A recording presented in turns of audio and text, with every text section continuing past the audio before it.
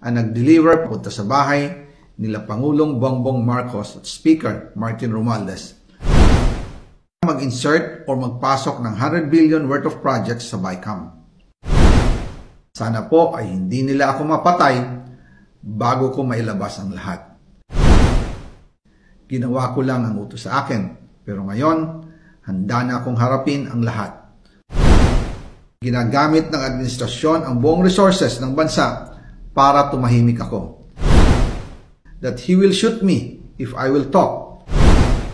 Gagamitin ako bilang panakipbutas sa kanilang kampanya laban sa korupsyon. Hindi na ako mananahimik, ilalabas ko ang lahat ng katotohanan. May resibo, may ebidensya, at may pangalan. Para sa bawat Pilipino, alam ko na buo ang galit ninyo sa akin ngayon. Nauunawaan ko rin kung bakit. Lalo na at malaki ang halagang nakataya. Pero bago kayo humusga, hayaan ninyong ipaliwanag ko ang buong katotohanan. Matagal akong hindi nagsalita dahil may direktang utos sa akin. Huwag nang bumalik ng Pilipinas at manahimik na lamang. Umalis ako noong July 19, 2025 para sa aking medical check-up. Nakaplanong bumalik pagkatapos ng SONA ni Pangulo. Pero habang papauwi na ako, tinawagan ako ni dating Speaker Martin Romualdez at sinabihan, "Stay out of the country. You will be well taken care of as instructed by the President." Noon naniniwala pa ako sa kanila, kaya't hindi ako bumalik. Tumikom ang aking bibig, sumunod ako, pero ang hindi ko alam, ang ibig pala nilang sabihin sa aalagaan ka namin ay gagamitin ako bilang panakipbutas sa kanilang kampanya laban sa korupsyon.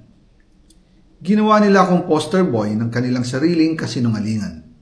Ngayon, hindi na ako mananahimik, ilalabas ko ang lahat ng katotohanan. May resibo, may ebidensya, at may pangalan. Nagsimula ito nung tumawag si Sekmina Pangandaman sa akin nung nag-umpisa ang BICAM process last year, 2024. Ang sabi niya, katatapos lang ng meeting nila ni Pangulo at may instructions na mag-insert o magpasok ng 100 billion worth of projects sa BICAM. At sinabi pa ni Sekmina, you can confirm with Yusek Adrian Bersamin dahil magkasama sila sa meeting ni Pangulong BBM noong araw na yon. Tinawagan ko po agad si Yusek Adrian Bersamin at tinanong ko kung may instruction nga ba ang Pangulo na magpasok ng 100 billion during their meeting. Ang sabi niya ay totoo nga po.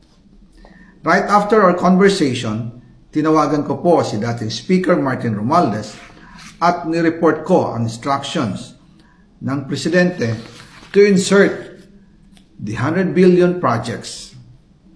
At sinabi niya sa akin, what the President wants, he gets. After ng ilang araw, nag-set po ng meeting si Sekmina Pangandaman at Yusek Adrian Bersamin sa amin ni dating Speaker Martin Romualdez sa Aguado Building in front of Gate 4 ng Malacanang at nandun din po si Yusek Jojo Cadiz. During the meeting, binigay po ni Yusek Adrian Bersamin ang listahan na worth 100 billion.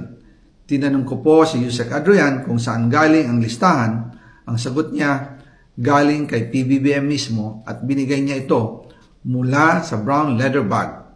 Nung sinabi po ni Yusek Adrian Bersamin, yung brown leather bag, naalala ko noong nasa Singapore kami right after the elections of May 2022 sa Hilton Hotel, kami ni dating Speaker Martin and PBBM habang pauwi at pabalik ng Pilipinas, hinabol ng PSG ang brown leather bag at ang sabi ni PBBM, maiwan na lahat, wag lang ang brown leather bag. Kaya naniwala ako na utos talaga ito ng Pangulo. Pagkatapos ng ilang araw, I informed sina dating Speaker Martin Romualdez, Sekmina Pangandaman, Yusek Adrian Bersamin, and Yusek Jojo Cadiz na kung pwede 50 billion lang ang ipasok sa program funds dahil so sobra ang DPWH funds versus sa DepEd. In practice, hindi pwede na mas malaki ang budget ng DPWH kaysa edukasyon. And yung balance na 50 billion, ilagay na lang sa unprogrammed funds for the 2025 budget dahil Office of the President din ang nagre-release ng lahat ng unprogrammed funds. Pagkatapos ng isang araw, tinawagan ako ni Sec Mina at sinabi ang mensahe ng Pangulo. Ipasok ninyo yan dahil pinangako na sa akin ni Speaker Martinian at hindi na pwedeng baguhin. Kumbaga, ang utos ng hari hindi pwedeng mabali. Again, I informed the Speaker and asked clearance about the instructions ng Pangulo. At ang sabi niya, wala tayong magagawa. Kaya po nagtataka ako kung bakit sinasabi ni Pangulo na hindi niya makilala ang budget.